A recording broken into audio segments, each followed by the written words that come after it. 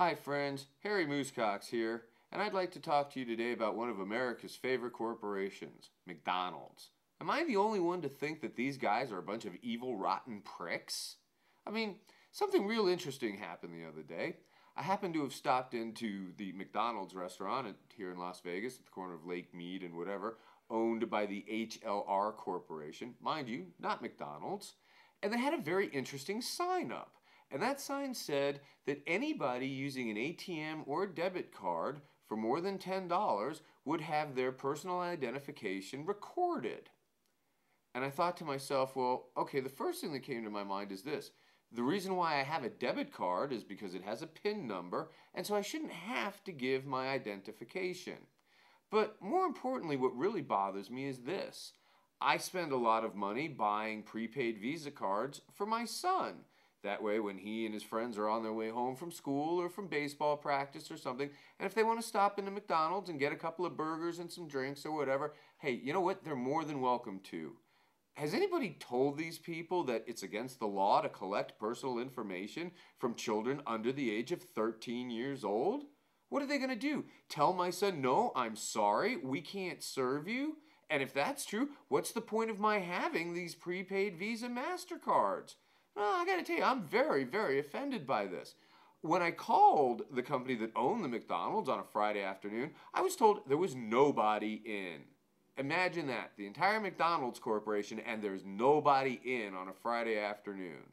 So what do? I go to the website, and I see on the website if you have any information, if you have any questions or comments, please call our 800 number.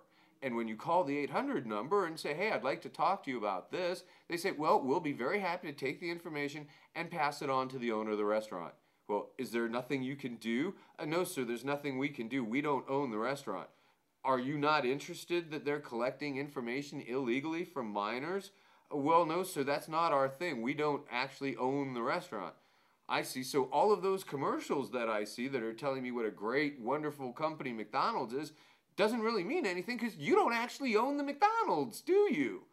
Well, sir, I'm afraid I can't answer that. So I said, well, maybe perhaps I should try kicking this upstairs to, say, McDonald's Corporate Legal Division. Can I have their number, please? Well, sir, they don't have a number. What do you mean? This is the only number. I'm sorry, the 800 number published on the website to the call center is the only number to get a hold of McDonald's?